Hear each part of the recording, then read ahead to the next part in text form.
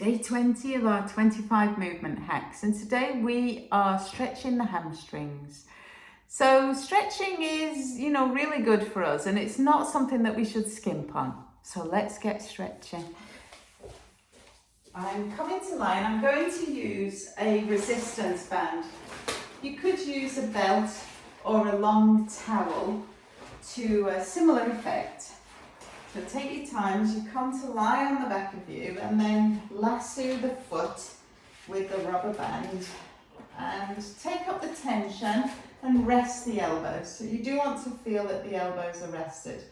Now it's entirely up to you how much tension you use, and of course your leg's going to lift to varying degrees depending on how tight you are. And holding the position and breathing in and out, using the exhale to generate relaxation.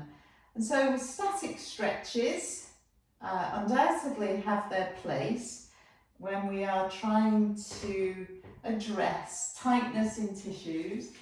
And then of course we've got the option to do a more dynamic sort of a stretch. So for the next variation, I'm going to allow my knee to come a little bit closer in towards my chest, and then I'm extending and bending the knee. So you'll notice that the knee is not going into full extension, but the other thing it isn't doing is coming away from my chest.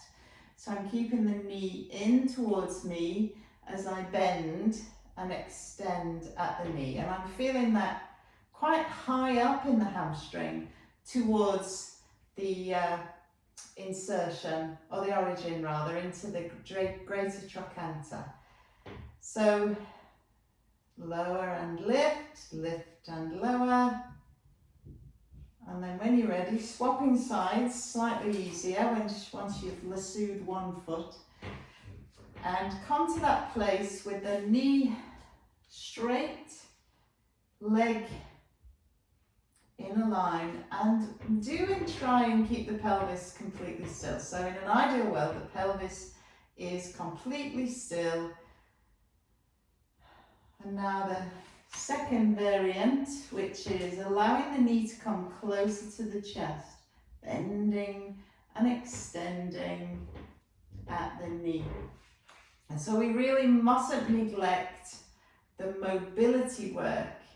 We need to be strong, we need to be supple in order to function optimally in our lives, in our daily lives.